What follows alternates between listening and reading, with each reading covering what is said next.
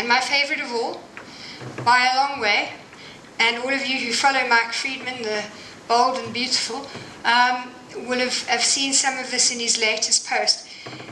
We are rethinking economics, we are rethinking our business models, and we're looking for new economic solutions, and solutions that deliver business and social profit. And this is not bunny hugging anymore, guys. This is not knit your own yogurt and float around in a caftan and it's only for those people who are on the extreme lunatic fringe anymore.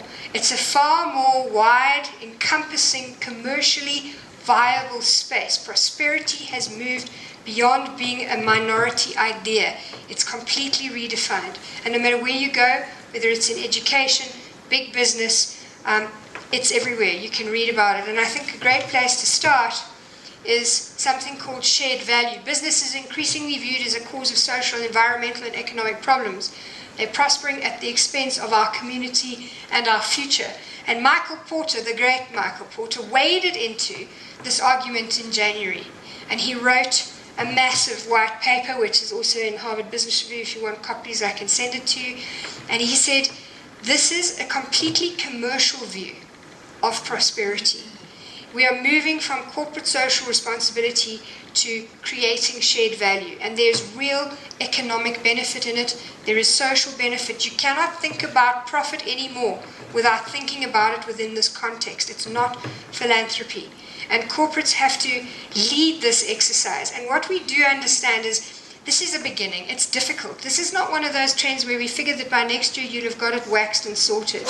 You do need to start to think differently about how to make profit. It's beyond a trade-off now. You need to create real societal value and reconceive how you market, how you create products. What's very, very important is, and we've got serious 60,000 database quantitative stats for you to show you, businesses and brands that invest beyond and influence, create influence beyond just the product proposition, that actually create value beyond just that product proposition that you've got, are far more powerful, have a much more loyal following, and are going from strength to strength, so they are tracking. So there is commercial value in this, and if you are acting beyond your own self-interest, and you're starting to understand at a C-suite level that there is economic value in this, I promise you there's also brand value. And we can come and chat to anybody you'd like us to and show them the stats. It really is beginning to make a big difference to business. We're moving from profit to purpose. Generosity is embedded. We spoke about this last year. It's not a radical idea. Emerging markets, and particularly South Africa, Barclays well found that South Africa is one of the most financially generous nations after the States. It's really, really interesting. This generosity, this social enterprise, we're very familiar with this concept.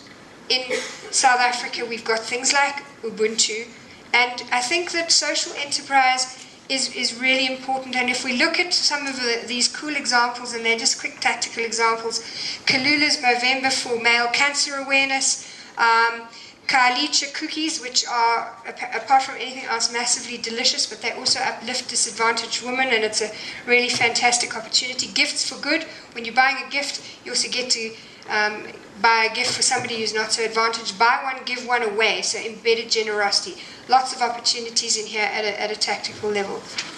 All right, sustainability has survived. You'll recall that in the last 2 years, this all kind of went a little quiet, as we all kind of struggled to keep our little heads above the radar screen. But I think it has survived, as we've said before, in terms of prosperity. It's moved into a more less radical space, and it is such an important global agenda. And one of our biggest challenges as we look at sustainability and we look at environments and we look at all these sort of global warming crises and eco-crises that we've got, it's so important that we all do something, because just a 5% change in your behavior at all levels will have a massive positive knock-on effect. And brands that demonstrate this strong social engagement, as I said before, are far, far more powerful, and their integrity index goes up. And if you look at an integrity, we measure your brand's integrity index, and if that goes up, your brand power directly correlates with that. So wonderful opportunities for you here. Get customers involved. I love this water pebble. It appeals to my competitiveness. You put it on and you get into your shower the first time and it measures how much water you used in your shower. Every time you get into the shower thereafter, it goes red if you're using more water and green if you used less than last time. So can you imagine this exercise where you dash into your shower in the morning, try and have a faster shower so that you can get the green thing.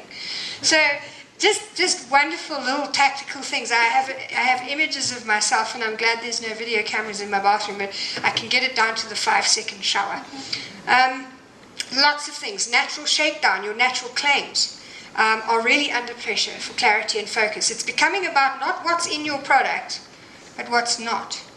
So, it's about what is in it as opposed to what's not. And there's hundreds and hundreds of examples. Guys, sustainability has survived, and it's good for you.